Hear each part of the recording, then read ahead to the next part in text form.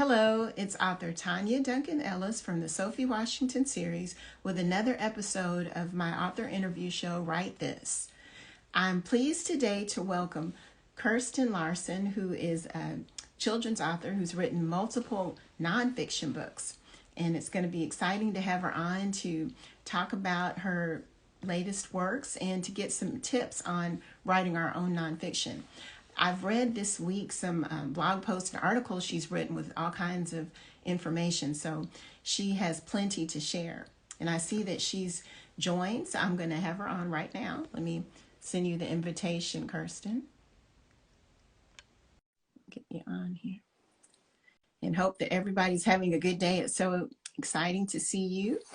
Hope your week's going well. Hey, how are you? I'm great. How are you? Fine. I'm so happy to have you on and to learn about your new book and get some tips on writing nonfiction.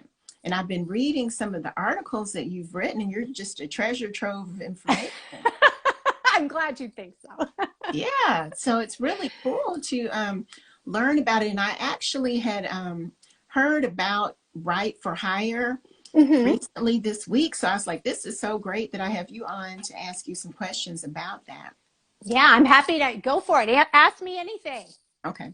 But before we begin, can you tell us a little bit about yourself, your author journey and background, just a little bit about how you became a writer? Sure. So I'm Kirsten Larson. I have been at this for about 10 years. I started in previous careers. I have been a journalist. I have done public relations for NASA. I've done grant writing for nonprofits. So all my jobs kind of had a writing component. And in 2012, I had two little kids who gobbled up nonfiction off the public library shelves. And as I read those books, I thought, I think I could write these books, and I think it would be a really fun excuse to learn about all the fascinating things in our world. And so I actually started out in work for hire writing, which essentially the publishers plan the titles. They're normally written in series, and they tell you, hey, we need a book about tsunamis. We need a book about the rock cycle. Would you be willing to write a book on that topic? And so I started out doing that while at the same time I was writing my own stories. So for me, it was a way to kind of feel like I was getting somewhere with my with my writing career, because as you know, writing picture books and getting your own ideas published can take a lot of time. Right. And I actually noticed Kirsten and I are in a 12 by 12 picture book writing challenge group. And there is a Facebook group, and Kirsten was answering questions. Someone had posed about the writing submission process and the length of time. So that was comforting to me because I'm on submission with a book, and I saw your comments on there this morning. Yeah, I mean, it can take a long time, and I think now, now more than ever, it takes a lot of time to get something published.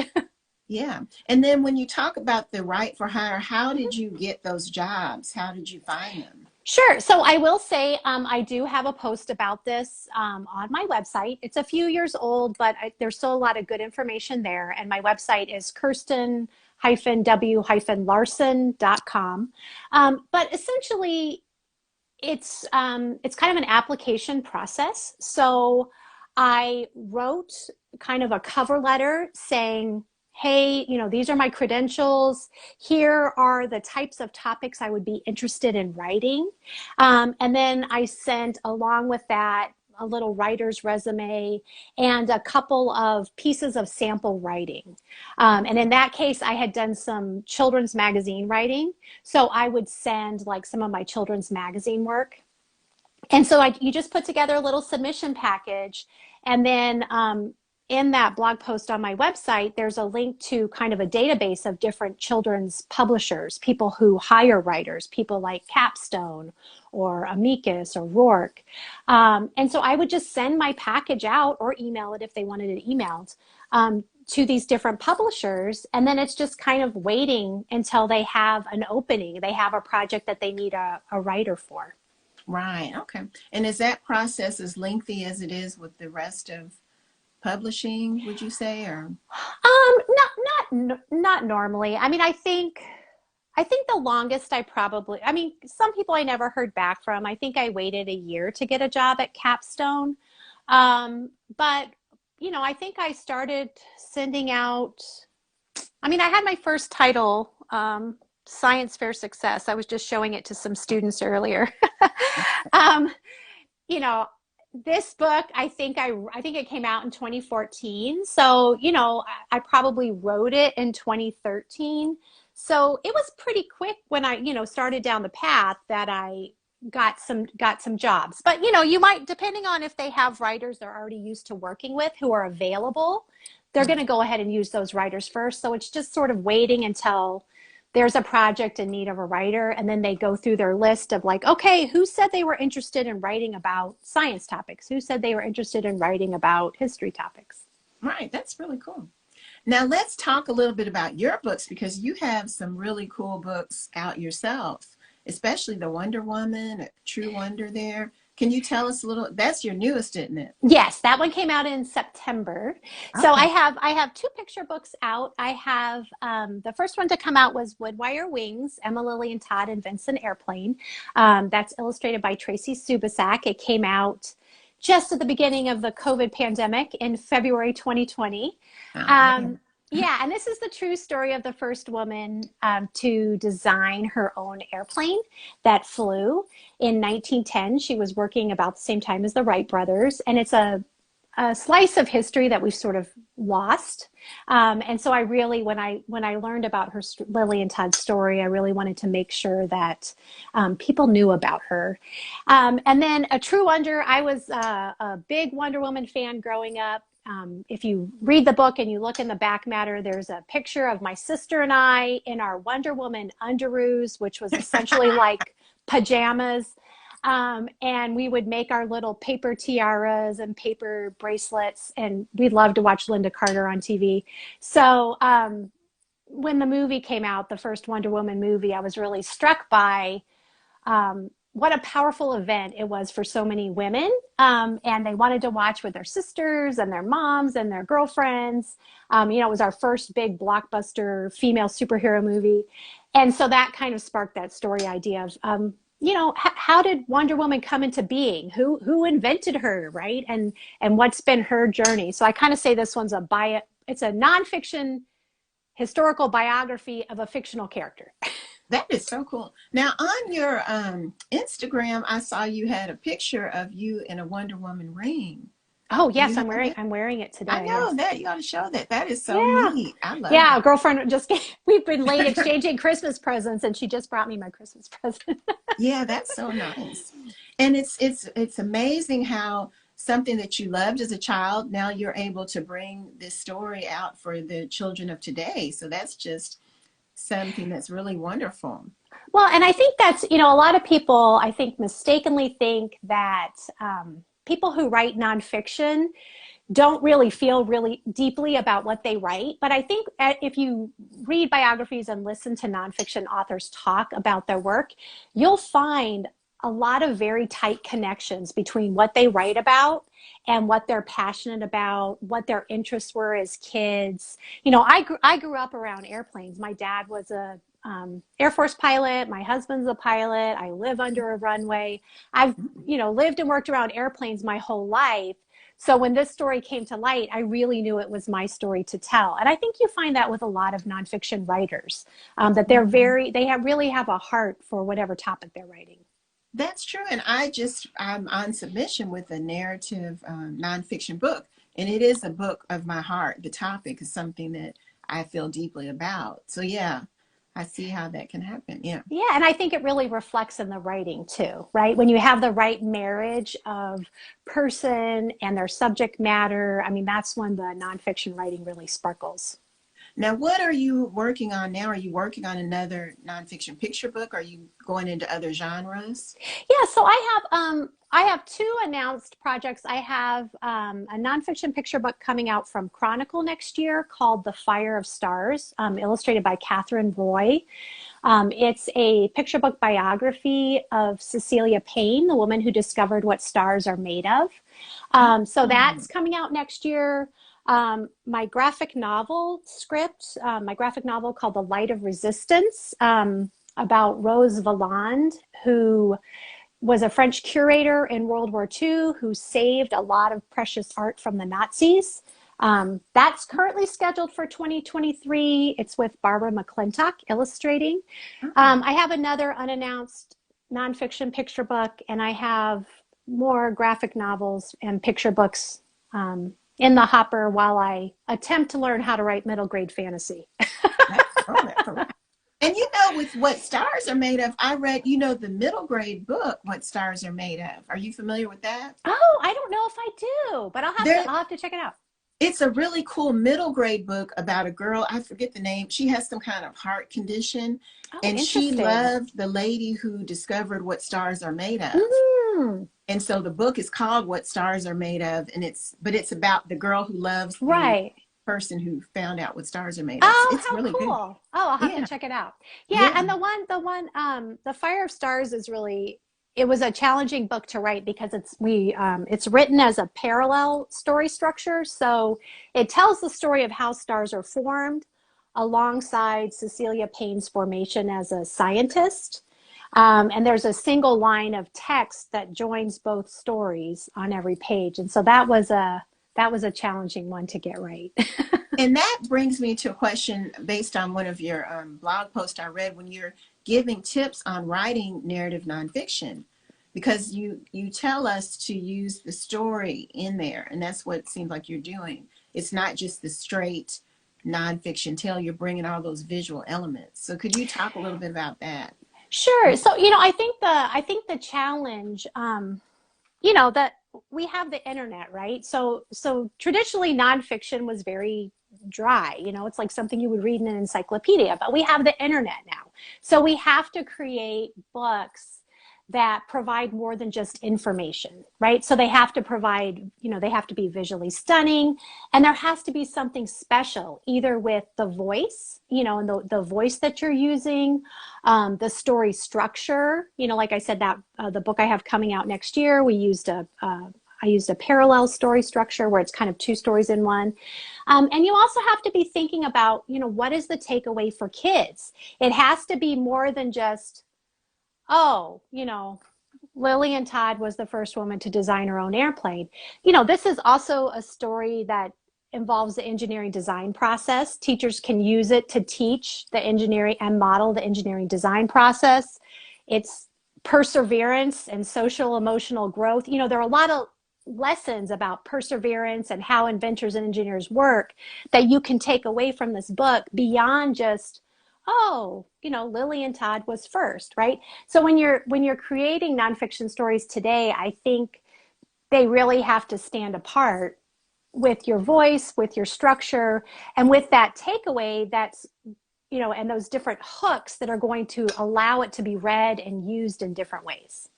So with your process when writing the nonfiction, do you do the bare bones first and then add the other elements, or what's your process like for doing that? Yeah, most of the time I have what's called like a kitchen sink draft, which is like it's almost like writing a timeline, right? Especially if I'm writing narrative. It's just a data dump of everything in order. And then I kind of get that out of my system and I'm like, okay, I know how the story goes. Now I can play. And a lot of times it's playing. With the parallel story structure with the Fire of Stars, I came to that very late in the game. We were about ready to go out on submission with it as just a regular biography of Cecilia Payne. And at that point, I think I had read a deal announcement for a parallel story structure book, Hannah Holt's Diamond and the Boy. And I thought, that's a really interesting way of telling a story, to tell the person's life story alongside kind of what they invented or discovered. And that's when I said, what, I want to do this a different way. I said, let's not go on submission yet. I think we can make this better. So a lot of times, it's just trial and error, and and eventually something, most of the time something comes out of it, but most of the time I don't go in from the get-go knowing what the book is going to be. Really, the only one, probably A True Wonder, is closest to its original vision out of all the books that I've written. You know, Right. this came to me, I think, more fully formed than most of my other books. Right. Now, what would you recommend? We have a lot of aspiring authors who tune in. Where would you recommend they start if they want to write narrative nonfiction? What's the first thing they should do? Yeah, well, I mean, I think always the best advice, and the advice that I always come back to, is to read a lot of current narrative nonfiction. I mean, people say this over and over again, but we are really in the golden age of nonfiction for children. And there are new titles that come out every single day, and you can learn something from all of them. So, you know, read them for enjoyment, but then read them as a writer, right? And study what makes them work. Look at the opening. What are they choosing for that opening scene? Look at the closing. How are they closing the story? What's driving the page turns, right? What's kind of keeping you turning the pages? What would you say is the message or the takeaway? So really read like a writer, and other books are going to be your own best teaching tools. I mean, there are lots of classes that you can take. You know, the Writing Barn offers classes, Highlights offers classes. You can take workshops through SCBWI and other groups. But for me, especially whenever I get stuck, I just pull out a stack of books and I'm like, you know, somebody here is going to get me unstuck. Right. I find that too, because I had been writing mainly middle grade, and then the middle of last year I started writing picture books. And it's amazing to me how it can be more difficult to write a 500-word manuscript for a picture book than a 100-page book for me at times. You know, I'll sit for hours thinking and coming up with all these ideas. Well, and you're totally right, because, you know, picture books, you know, with a novel, you can use your words to describe everything, and nobody, you know, but with picture books, you really have to be thinking visually. You have to be thinking about what can be shown in the pictures. So maybe I don't have to say it with my words. You have to think about the pacing as you turn the pages. I mean, they're really, for 500, 1,000 words, they're complicated little beasts, you know, because there's so few words that every word really has to have its place. Right, right. So it is really, you may see these little books, no, oh, this is a little children's book, but so much craft goes into creating these books that it is. And then there's such a variety of different types and different ways you could tell the story. Right. Well, and that's, you know, that's another really fun exercise, is a lot of times you'll see multiple picture books come out on, you know, a similar topic or a similar person. And so sometimes it's just really fun to pull those books and see what the writers chose to focus on and how the illustrators chose to illustrate the story. So like last year, it was the big anniversary for September 11th. And there were 3 books that came out about the survivor tree that survived the World Trade Center bombings. Marcy Colleen had one. I think it was Anne McGee. And, oh gosh, she illustrated my friend Susan's book. He's an author illustrator. Oh, it'll come to me. This Very Tree, Sean Rubin. So there were 3 books, you know, and 3 very different approaches to that story in terms of voice, in terms of what they chose to focus on. So it can be really fun to pull books on the same subject matter and kind of do a compare and contrast about what people chose to focus on. Right, yeah. So it's a big ordeal for me. And the bottom line is, it's okay for it to take time, right? I mean, this book came out in 2020. I wrote my very first draft of it, I think, in like February of 2014, right? So it's okay for the process to take time, and for you to study your craft and try and revise and try again and write something new. You know, just give yourself that grace that it's okay if it takes a while. Right. And then I like the idea of doing the Write for Hire projects and things that you suggest, because those help you develop as a writer as well, I would imagine. Yeah, so Um, I mean, especially because normally with work for hire, I mean, you're getting experience working with an editor, right? So you're learning how to take editorial feedback and apply that to your work. Most of these are on some kind of deadline, so you're learning how to work to a deadline. So there's a lot of you're learning how to research. You know, if research is something that's new to you, you're learning what are credible sources, how can I access them. So you know, there's a lot to be gained from going through that learning process by doing work for hire. right. Now, where can people find you and your work? If they're in- Sure. So my website is Kirsten-W-Larson.com. And I'm on Instagram and Twitter and all social media at Kirsten W. Larson, all smushed together. Yeah, and I love, I love to hear from people. I love to answer questions. So. Yeah, well, I'm just really thrilled to have you here and see the information, or learn more from the horse's mouth, get more information from you, because you share a lot of valuable information online that I've been seeing. So it's Well, and I really try cool. to, we don't always have to learn it the hard way ourselves, right? Hopefully, if I can smooth the path for somebody else, I am more than happy to do that, because the thing is, we all pay it forward, right? Somebody mentored me, I'm going to mentor some other people, and that's how we all get there. Right, because this is an uphill climb at times, it seems like, in the writing business. But there's joy, there's joy in the process. And that's what there are big disappointments too, but it's also, it's a joy to be able to do it alongside fellow writers and to have other people to celebrate the joys with. But yeah. And that's why I really love having this show, because I've met so many other authors who, they get what I'm doing. Like when I'll talk about some things with my family, they're supportive, but they may not know, like, what is she talking about? Yeah, or Yeah. it's like a big milestone moment and they're like, oh, okay. And you're like, no, no, that's a big thing. You don't know that's a big deal. Yeah, yeah. And I'm, here she goes again. I know. I I know. know. Yeah, well, it's fun. And I mean, I'm so happy we got to chat. Yeah, I'm glad. I'm glad to meet you. And anyone interested in learning more about picture book writing, joining the 12 by 12 community is a great place to start. I had heard about it when other authors had mentioned it in the past. Then I saw a lot of them getting multiple books published. And I said, hey, I may join in this year. And I've been in just a few weeks, and it's been wonderful, because they have critique groups. You can put your manuscripts up to get feedback. So it's been really wonderful.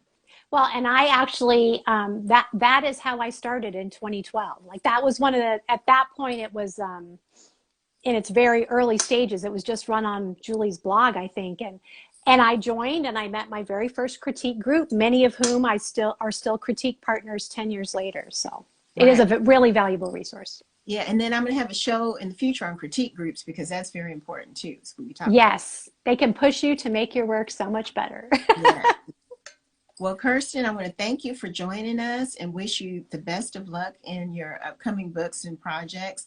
Everybody check her out on her website and buy her books and support Oh, well, I appreciate it. And please keep me posted in the 12 by 12 group on how your submission's going. Yes, I definitely will do that.